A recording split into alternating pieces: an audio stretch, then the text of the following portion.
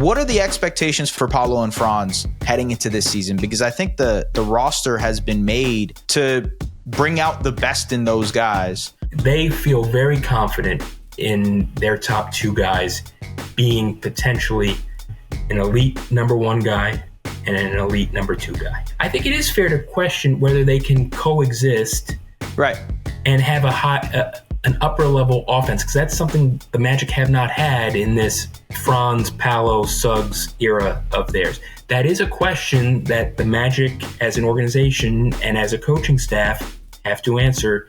Can an offense with Paolo Banchero and Franz Wagner have enough talent around them, enough particularly shooting talent, to have an upper level top 10 offensive rating team, which they've not come anywhere close to over the last 3 years?